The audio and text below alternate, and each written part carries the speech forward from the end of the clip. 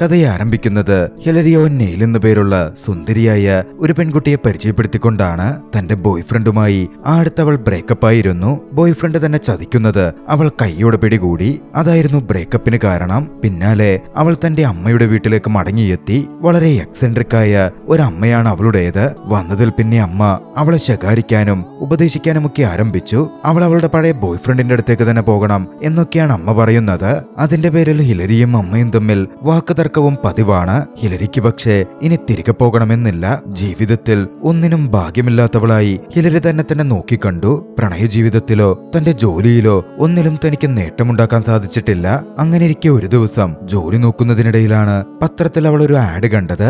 യങ്ങായിട്ടുള്ള beautiful ആയിട്ടുള്ള nursing experience ഉള്ള ഒരു സ്ത്രീയെ തിരഞ്ഞുകൊണ്ടിരിക്കുന്നു എന്ന തരത്തിലുള്ള ഒരു ആഡായിരുന്നു അത്. തനിക്കൊരു പുതിയ തുടക്കം തന്നെ വേണം എന്ന് ഹിലരിക്ക് തോന്നിയിരുന്നു. അതുകൊണ്ട് തന്നെ ആ ജോലിയൊന്ന് പരീക്ഷിച്ചു നോക്കാം എന്ന് അവൾക്ക് തോന്നി. ആ ആഡിന് കോൾ ബാക്ക് ചെയ്യാൻ വേണ്ടി അതിൽ പറഞ്ഞിരുന്ന കൃത്യസമയത്ത് അവൾ ആ ഇന്റർവ്യൂ നടക്കുന്ന ഇടത്തേക്കെത്തി. അവൾ എത്തിച്ചേർന്നതാകട്ടെ വളരെ വലിയൊരു ആഡംബര ഭവനത്തിന് മുമ്പിലേക്കായിരുന്നു. അവിടെയുള്ള വ്യക്തിയോട് ചോദിച്ച് ഹിലരി അകത്ത് കടന്നു. അകത്തെത്തിയപ്പോ മറ്റു പലരും ഇന്റർവ്യൂവിനെത്തിയിട്ടുണ്ട്. അപ്പോൾ ഇന്റർവ്യൂ ചെയ്തുകൊണ്ടിരിക്കുന്നത് ഏതോ നഴ്സിംഗ് ഏജൻസിയിൽ നിന്നും വന്ന പ്രൊഫഷണൽ ആയിട്ടുള്ള ഒരു സ്ത്രീയെയാണ്. ന്യൂസ് ആഡ് കണ്ടിട്ടാണല്ലോ ഹിലരി വന്നിട്ടുള്ളത്. ഹിലരി അക്കാര്യം ഇന്റർവ്യൂ നടക്കുന്ന വാതിലിന്റെ പുറത്തു നിന്നിരുന്ന ഒരു വ്യക്തിയോട് പറഞ്ഞു. അയാൾ അവളെ അകത്തേക്ക് കൂട്ടിക്കൊണ്ടുപോയി. അകത്തൊരു കസേരയിൽ അവൾ ഇരിപ്പുറപ്പിച്ചു. പിന്നാലെ അങ്ങോട്ടേക്ക് ആ പേപ്പറും പിടിച്ചു വന്ന വ്യക്തി അവളോട് സംസാരിച്ചു. ഓ, ഈ പത്രപരസ്യം കണ്ടിട്ടാണോ നിങ്ങൾ വന്നത്? ഈ പരസ്യമിട്ടത് ഞാനായിരുന്നില്ല, എന്റെ മകനിട്ടതാണ്. ഞങ്ങൾ പ്രതീക്ഷിക്കുന്നത് ഒരു പ്രോപ്പർ നഴ്സിംഗ് ഡിഗ്രിയുള്ള ഒരു നഴ്സിനെയാണ്. നിങ്ങൾക്ക് അത്തരത്തിൽ എക്സ്പീരിയൻസ് എന്തെങ്കിലും ഉണ്ടോ? ഇല്ല, എനിക്ക് അത്ര വലിയ എക്സ്പീരിയൻസ് ഒന്നുമില്ല, പക്ഷേ ബേസിക് എക്സ്പീരിയൻസുകൾ ഉണ്ട് താനും. സത്യസന്ധമായി അവൾ മറുപടി പറഞ്ഞു. ഞങ്ങൾ പൂർണ്ണമായി ക്വാളിഫൈഡ് ആയിട്ടുള്ള ആളെയാണ് നോക്കുന്നത്, നിങ്ങൾക്ക് പോകാമെന്ന് ആ വ്യക്തി മറുപടി കൊടുത്തു. ഹിലരിക്ക് അത് കേട്ട് അത്യാവശ്യം നല്ല ദേഷ്യം തന്നെ വന്നിരുന്നു. അങ്ങനെയുണ്ടെങ്കിൽ അക്കാര്യം അവർക്കാടിൽ വ്യക്തമായി കൊടുക്കാമല്ലോ. സർക്കാസ്റ്റിക് രീതിയിൽ ഹിലരി മറുപടി പറഞ്ഞു. ഒരു കാര്യവുമില്ലാതെ എന്റെ സമയം കളഞ്ഞ് എന്നെ ഇവിടം വരെ കൊണ്ടുവന്നതിൽ ഒരുപാട് നന്ദിയുണ്ട്. അവൾ എഴുന്നേറ്റ് നടക്കാൻ തുടങ്ങിയതും ആ വ്യക്തി തന്റെ അസിസ്റ്റന്റിനോട് അവൾക്ക് ടാക്സി ഫെയർ കൊടുത്തേക്കാൻ പറഞ്ഞു. ഹിലരിയെ അത് ദേഷ്യം പിടിപ്പിക്കുകയായിരുന്നു ചെയ്തത്. എനിക്ക് നിങ്ങളുടെ പണമൊന്നും വേണ്ട എന്ന് പറഞ്ഞ് അവൾ ഇറങ്ങാൻ തുടങ്ങിയതും വീട്ടുടമയായ വ്യക്തി നിങ്ങൾ ടാക്സി ഫെയർ വാങ്ങിച്ചോളൂ എന്ന് നിർബന്ധം കാണിക്കാൻ തുടങ്ങി. എനിക്ക് നിങ്ങളുടെ ഔദാര്യത്തിന്റെ ആവശ്യമില്ല എന്ന മട്ടിലായിരുന്നു ഹിലരി പുറത്തേക്ക് ഇറങ്ങിയത്. അവൾ കുറച്ചു ദൂരം മുന്നോട്ട് നടന്നതും അവിടുണ്ടായിരുന്ന ഒരു ജോലിക്കാരൻ അവളുടെ പിന്നാലെ ഓടി വന്നു.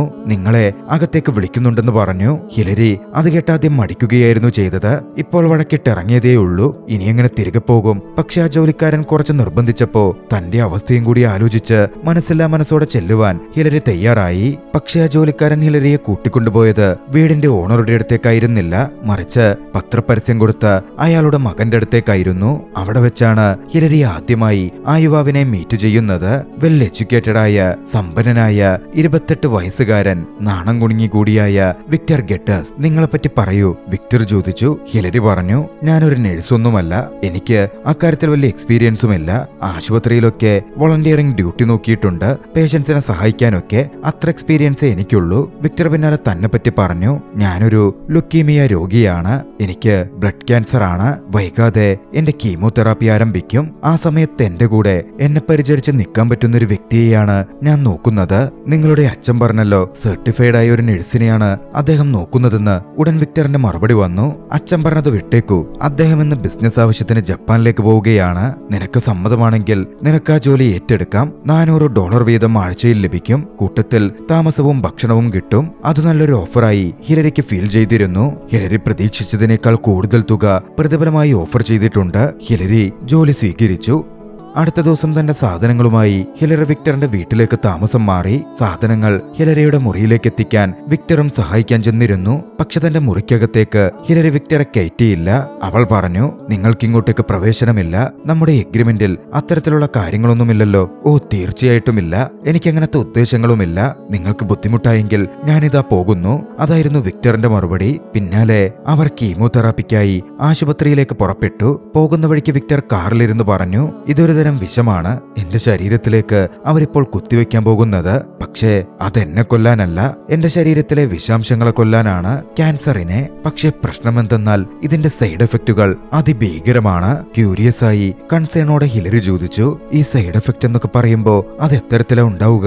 അതിപ്പോ വിയർക്കും, ഛർദിക്കും, വല്ലാതെ ആങ്സൈറ്റി വരും, ചിലപ്പോ വല്ലാത്ത പേടി പോലെ തോന്നും, കുറേയധികം വേദനയെടുക്കും. ഇതൊക്കെ കേട്ടതും ഹിലരിക്ക് വിക്ടറോട് എന്തെന്നില്ലാത്ത ഒരു സിമ്പതി തോന്നാൻ ആരംഭിച്ചു.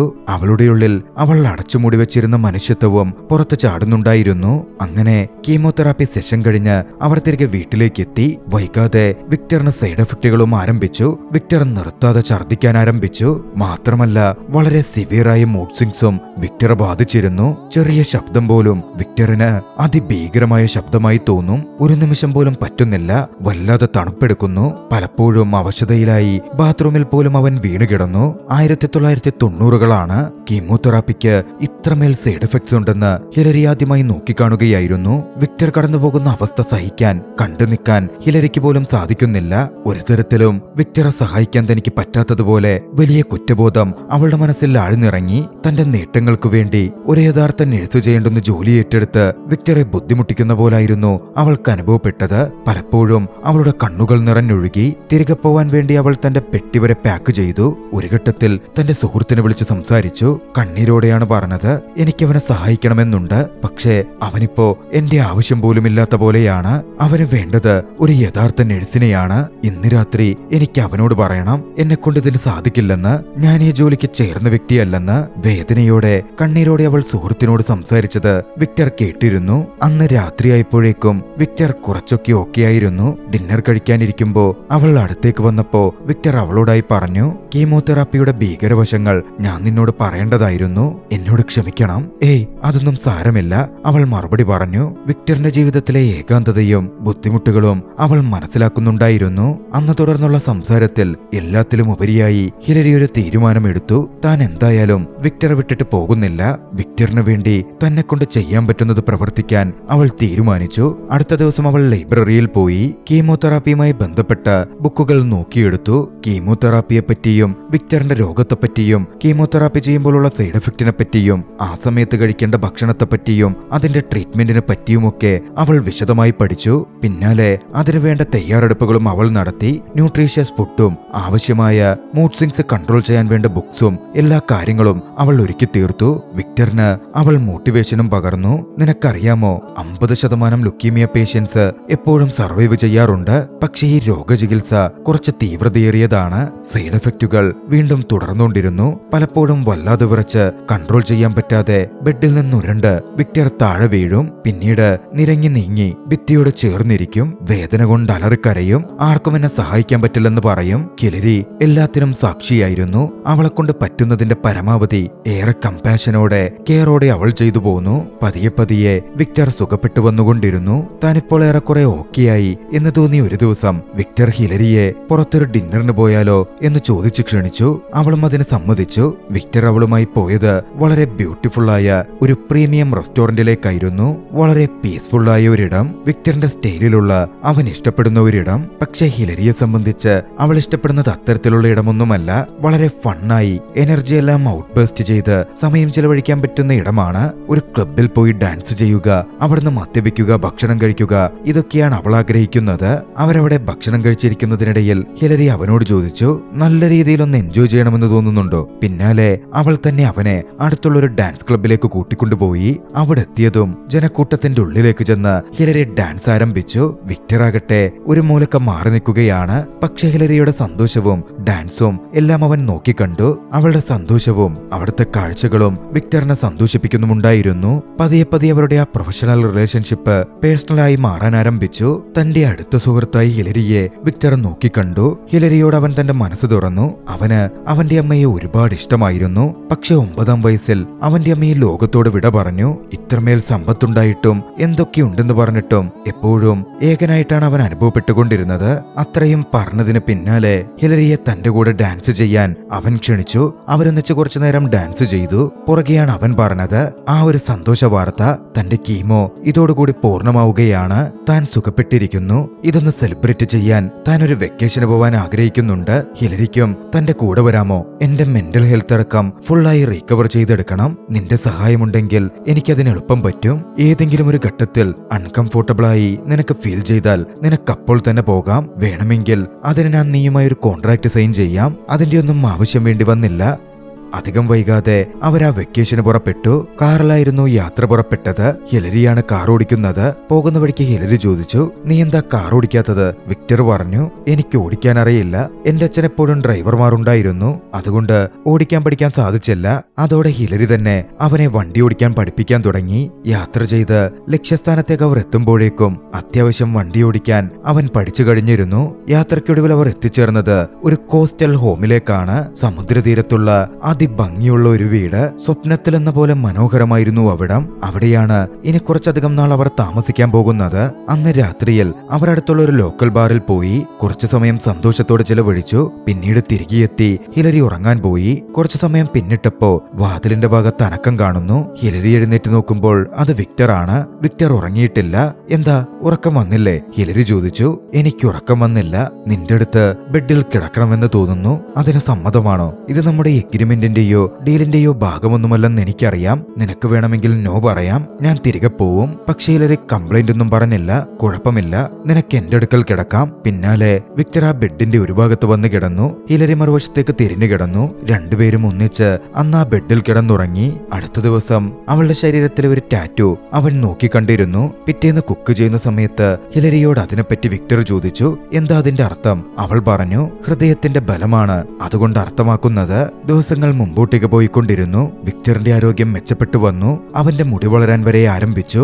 ഈ ഒരു കാലയളവിൽ അവരൊരുപാട് അടുത്തിരുന്നു. ഒരു ദിവസം വിക്ടർ ഹിലരിയോട് പറഞ്ഞു, ഞാൻ നിന്നിൽ നിന്ന് ഒരുപാട് പഠിച്ചു. നീ എനിക്ക് ഒരുപാട് കാര്യങ്ങൾ ചെയ്തു തന്നു. ഇപ്പോൾ നിനക്കായി എന്തെങ്കിലും ചെയ്യണമെന്ന് എനിക്കുണ്ട്. എന്റെ ജീവിതകാലം മുഴുവൻ ഞാൻ ബുക്കുകളുടെ ഇടയിലായിരുന്നു. ഇപ്പോൾ ഞാൻ എന്റെ PhD തീസിസ് എഴുതിക്കൊണ്ടിരിക്കുകയാണ്. പഠിക്കാനുള്ള ആഗ്രഹത്തെപ്പറ്റിയും ബുക്കിലുള്ള നിന്റെ താല്പര്യത്തെപ്പറ്റിയുമൊക്കെ എനിക്കിപ്പോൾ അറിയാം. നിനക്ക് താല്പര്യമുണ്ടെങ്കിൽ നിന്റെ തുടർ പഠനത്തിന് ഞാൻ നിന്നെ സഹായിക്കാം. ഹിലരിക്കും അത് സന്തോഷമായിരുന്നു. പിന്നീട് അവരുടെ ദിവസങ്ങളിൽ അവരുടെ പഠനങ്ങളും ബുക്ക് വായനയും കൂടി ഉൾപ്പെട്ടു. പതിയെ പതിയെ അവരുടെ ബന്ധം കൂടുതൽ ഊഷ്മളമായി മാറി. നാളുകൾ കടന്നുപോയി. ഒടുവിൽ ഹിലരിക്കും അത് തോന്നിത്തുടങ്ങി. വിക്ടറിന് ഒരു നഴ്സിന്റെ ആവശ്യമില്ല, ഒരു സഹായിയുടെ ആവശ്യമില്ല. വിക്ടറിൽ നിന്നങ്ങനെ പണം പറ്റിക്കൊണ്ടിരിക്കുന്നത് ഹിലരിക്ക് കുറ്റബോധമുണ്ടാക്കുന്നുണ്ടായിരുന്നു. ഹിലരി ഒരു ദിവസം അതിനെപ്പറ്റി ഓപ്പണായി വിക്ടറോട് സംസാരിച്ചു. നിങ്ങളിപ്പോൾ സുഖപ്പെട്ടു കഴിഞ്ഞു. ഇനി നിങ്ങൾക്ക് ഒരു നഴ്സിന്റെ ആവശ്യമുണ്ടെന്ന് തോന്നുന്നില്ല.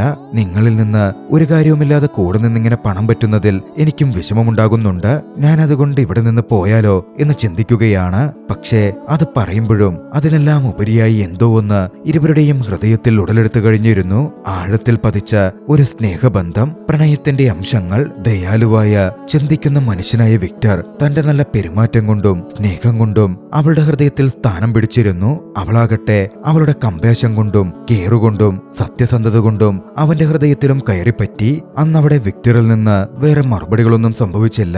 അന്ന് രാത്രി ഹിലരിയുടെ മുറിയിലേക്ക് വിക്ടർ നടന്നു ചെന്നു. അവൻ അവളുടെ അടുത്ത് കിടന്നു. ആ രാത്രി അവർ ഒന്നായി മാറി. പിന്നീട് കിടന്ന് സംസാരിക്കുമ്പോൾ അവൾ അവനോട് ചോദിച്ചു, ഈ വീട്ടിൽ ഞാനൊരു പെൺകുട്ടിയുടെ ഫോട്ടോ കണ്ടു. അതാരാണ്? വിക്ടർ പറഞ്ഞു, കോളേജിൽ വെച്ച് എനിക്കൊരു പ്രണയമുണ്ടായിരുന്നു. പക്ഷെ എന്റെ രോഗാവസ്ഥ അറിഞ്ഞതും അവൾ എന്നെ ഇട്ടിട്ട് പോയി. അത് അവളുടെ ഫോട്ടോ ആണ്. ഇപ്പോ നോക്ക്, ഞാനിപ്പോൾ ഹെൽത്തിയായി കഴിഞ്ഞു. നീയും എന്നെ ഇട്ടിട്ട് പോകാൻ പോകുന്നു. ഉടൻ ഹിലരി മറുപടി പറഞ്ഞു, ഞാനൊരിക്കലും നിങ്ങളെ വിട്ടു പോകുന്നില്ല. എനിക്ക് നിങ്ങളുടെ പണം വേണ്ടെന്നേ ഉള്ളൂ. അത് ഞാൻ ഇനി സ്വീകരിക്കില്ല. ചെറുചിരിയോടെ വിക്ടർ അവളോടായി പറഞ്ഞു, അങ്ങനാണെങ്കിൽ അതിന് പ്രതിഫലമായി ഞാൻ എന്റെ ഹൃദയം നിനക്ക് തരാം. അവൾ അതിശയത്തോടെ വിക്ടറെ നോക്കി. വിക്ടർ ഒന്നുകൂടി പറഞ്ഞു, ഇനിയെങ്കിലും ഞാൻ നിന്നോട് സത്യം പറയണം. എനിക്ക് നിന്നെ ഇഷ്ടമാണ്. പക്ഷേ പൂർണ്ണ രോഗാവസ്ഥയിലുള്ളപ്പോ ഒരാളും അത്തരത്തിൽ മറ്റൊരാളോട് അങ്ങനെ പ്രണയം പറയാറില്ലല്ലോ. ഞാൻ നിന്നെ പ്രണയിക്കുന്നുണ്ട് ഹിലരി. നിറകണ്ണുകളോടെ അവൾ പറഞ്ഞു, നിങ്ങളിൽ നിന്നും ഞാൻ ഒരുപാട് പഠിച്ചു. എന്നെ ഇത്തരത്തിലാക്കി തീർത്തതുപോലും നിങ്ങളാണ്. ഞാൻ നിങ്ങളെ വിട്ടൊരിക്കലും പോവില്ല. വീണ്ടും സന്തോഷം അവരിലേക്ക് തിരികെ എത്തി. ഏറെ നാൾ ഏകാന്തതയിലും ദുഃഖത്തിലും വേദനയിലും കഴിഞ്ഞ വിക്ടർക്ക് തന്റെ ജീവിതം പങ്കുവെക്കാൻ ഒരു പങ്കാളി എത്തിയിരിക്കുന്നു. ഹിലരിയെ സംബന്ധിച്ച് അതുവരെ അവൾ ഒരു ഹെൽത്തി റിലേഷൻഷിപ്പ് അനുഭവിച്ചിട്ടേയില്ല. അത്തരത്തിലൊന്നും അവൾ അനുഭവിക്കുന്നു. ട്രൂ ലവ് എക്സ്പീരിയൻസ് ചെയ്യുന്നു. പതിയെ പതിയെ അവർ അവരുടേതായ ഒരു ലോകം തന്നെ സൃഷ്ടിച്ചെടുത്തു. പ്രണയവും സുഖപ്പെടലും സമാധാനവും നിറഞ്ഞ അവരുടെ ഒരു കൊച്ചു ലോകം. അങ്ങനെയിരിക്കെ ഒരു ദിവസം വിക്ടറിന് വയ്യാത്ത പോലെ ഹിലരിക്ക് തോന്നുന്നുണ്ടായിരുന്നു. അവൾ അവന്റെ നെറ്റിയിൽ കൈ ചേർത്തു. വല്ലാതെ പൊള്ളുന്നുണ്ട്, നീ ഓക്കെയാണോ? ചെറിയ ഭയത്തോടെ അവൾ ചോദിച്ചു. ഏയ്, എനിക്കൊരു കുഴപ്പവുമില്ല എന്നായിരുന്നു അവൻ മറുപടി പറഞ്ഞത്. പക്ഷേ രാത്രിയിൽ വിക്ടറിന് കിടക്കാൻ പറ്റുന്നുണ്ടായിരുന്നില്ല. വിക്ടർ എഴുന്നേറ്റ് പുറത്തേക്ക് പോയി. അവൻ ഉറക്കം വരുന്നില്ല, വല്ലാതെ വിയർക്കുന്നു. പക്ഷേ ഹിലരിയെ അതൊന്നും അവൻ അറിയിച്ചതേയില്ല. എല്ലാം അവനുള്ളിൽ ഒതുക്കിക്കൊണ്ടിരുന്നു. ഒരിക്കൽ അവിടെ നിന്നും പരിചയപ്പെട്ട ഒരു സുഹൃത്ത് അവരുടെ വീട്ടിൽ ഡിന്നർ കഴിക്കാൻ എത്തി. സാധാരണ രീതിയിലായിരുന്നു സംസാരം തുടങ്ങിയത്. പക്ഷെ പെട്ടെന്ന് വിക്ടറിന്റെ മൂഡ് മാറാൻ തുടങ്ങി. വിക്ടർ അഗ്രസീവായി. തൊട്ടു പിന്നാലെ എഴുന്നേറ്റ വിക്ടർ കുടൻ അവിടെ വീണു. ആ സുഹൃത്തും ഹിലരിയും ചേർന്ന് വിക്ടറെ പൊക്കിയെടുത്ത് ബെഡ്റൂമിൽ എത്തിച്ചു. പിന്നാലെ ആ സുഹൃത്തും അടങ്ങാനായിട്ട് ഇറങ്ങി. എന്താവശ്യമുണ്ടെങ്കിലും വിളിച്ചോളൂ, സഹായത്തിന് ഞാനുണ്ടാകും എന്ന് ഹിലരിയോട് പറഞ്ഞിട്ടായിരുന്നു ആ സുഹൃത്ത് പോയത്. നടക്കുന്ന കാര്യങ്ങളിൽ ഹിലരിക്ക് വല്ലാത്ത സംശയം തോന്നുന്നുണ്ടായിരുന്നു. തന്നിൽ നിന്ന് വിക്ടർ എന്തോ മറയ്ക്കുന്ന പോലെ അവൾക്ക് തോന്നി. വിക്ടർ എന്തെങ്കിലും മരുന്ന് കഴിക്കുന്നുണ്ടോ എന്ന കാര്യം അവൾ അവിടെയൊക്കെ പരിശോധിക്കാൻ ആരംഭിച്ചു. പരിശോധനയിൽ ട്രാഷിൽ നിന്നും മറ്റുമായി ഹിലരി ആ ഞെട്ടിക്കുന്ന സത്യം മനസ്സിലാക്കി. അത്രയും നാളും അവളെ അറിയിക്കാതെ വിക്ടർ വേദന സംഹാരി ഉപയോഗിച്ചുകൊണ്ടിരിക്കുകയായിരുന്നു. സങ്കടത്തിലും ദേഷ്യത്തിലും അവൾ വിക്ടറിന്റെ അടുത്തെത്തി. അവനോട് ചോദിച്ചു, നീ എന്നോട് നുണ പറയുകയായിരുന്നല്ലേ? വിക്ടർ സോഫ്റ്റായി പറഞ്ഞു, അതെ, എനിക്കൊരിക്കലും നീയുമായുള്ള ഈ നിമിഷങ്ങൾ അവസാനിക്കണം എന്നുണ്ടായിരുന്നില്ല. ഞാൻ ആഗ്രഹിച്ചിരുന്നത് നമ്മളിപ്പോൾ ഉള്ള പോലുള്ള നിമിഷങ്ങളായിരുന്നു. ഒന്നിച്ചുള്ള സന്തോഷത്തോടെയുള്ള ജീവിതമായിരുന്നു. കീമോയുടെ വേദനയും ഒന്നും എനിക്ക് വേണ്ടിയിരുന്നില്ല. അതുകൊണ്ടാണ് ഞാൻ കള്ളം പറഞ്ഞത്. ഒന്നും സംഭവിച്ചിട്ടില്ലാത്ത പോലെ നമുക്ക് മുമ്പോട്ട് പോയിക്കൂടെ? പക്ഷേ ഹിലരി പറ്റില്ലെന്ന് പറഞ്ഞു. നീ രോഗിയാണ്, എത്രയും വേഗം നമുക്ക് ആശുപത്രിയിൽ പോകണം, നിന്നെ ചികിത്സിക്കണം. അവൾ പറഞ്ഞു, ഇല്ല, ഒരിക്കലും ഞാൻ തിരികെ പോവില്ല. എനിക്കിനി കീമോ വേണ്ട. ഞാൻ നിന്നോട് നുണ പറഞ്ഞതാണ്. എന്റെ കീമോകൾ അവസാനിച്ചിരുന്നില്ല, അത് എന്നെ കൊന്നുകൊണ്ടിരിക്കുകയായിരുന്നു. എനിക്ക് അവസ്ഥയിലേക്ക് ഇനി തിരികെ പോവണ്ട. അതിൽ നിന്നൊക്കെ രക്ഷപ്പെടാൻ വേണ്ടിയിട്ടാ ഞാൻ നിന്നെ സെലക്ട് ചെയ്തതുപോലും. ഒരു പ്രൊഫഷണൽ നഴ്സിനെ ഞാൻ തിരഞ്ഞെടുക്കാതിരുന്നതും അതുകൊണ്ടാണ്. നീ എനിക്ക് തന്നത് ജീവിതമാണ്, ട്രീറ്റ്മെന്റ് അല്ല. മരുന്ന് കഴിച്ച് 10 കൊല്ലം കൊണ്ട് ഞാൻ എന്തു ചെയ്യുമായിരുന്നു? അതെല്ലാം ഞാൻ സന്തോഷത്തോടെ നിന്റെ കൂടെയുള്ള ഈ കാലയളവിൽ ചെയ്തു തീർത്തു. എന്റെ ബാക്കിയുള്ള ജീവിതം കൂടി നിന്റെ കൂടെ ജീവിക്കണം. എനിക്ക് അത്രയേ വേണ്ടൂ. ഹിലരി വേദന കൊണ്ട് കരഞ്ഞു. അവളെ ചേർത്ത് പിടിച്ച് വിക്ടർ അവളോട് അപേക്ഷിച്ചു, നീ ശരിക്കും എന്നെ പ്രണയിക്കുന്നുണ്ടെങ്കിൽ ഇതിങ്ങനെ തന്നെ മുമ്പോട്ടേക്ക് കൊണ്ടുപോയാൽ മതി. പക്ഷെ ഹിലരി പൊട്ടിത്തെറിച്ചു. സങ്കടത്തിലും ദേഷ്യത്തിലും അവൾ പറഞ്ഞു, നീ എന്നെ പ്രണയിക്കുന്നുണ്ടെന്ന് പറഞ്ഞു. എന്നിട്ട് ഈ ഒരു തീരുമാനം നീ തനിച്ചെടുത്തു. എന്റെ ഈ ജീവിതത്തിൽ നല്ലതെന്തോ സംഭവിക്കുകയാണ് എന്ന് ഞാൻ വിചാരിച്ചിരുന്നു. പക്ഷെ ഇപ്പോൾ അത് മുഴുവൻ ഒരു നുണയായി മാറിയിരിക്കുന്നു. വിക്ടർ പറഞ്ഞു, ഞാൻ സുഖപ്പെട്ടുവെന്നാണ് വിചാരിച്ചത്. വീണ്ടും എന്നിലേക്ക് രോഗം വരും എന്ന് ഞാൻ പ്രതീക്ഷിച്ചിരുന്നില്ല. ഇതുപോലെയായി തീരുമെന്ന് ചിന്തിച്ചിരുന്നില്ല.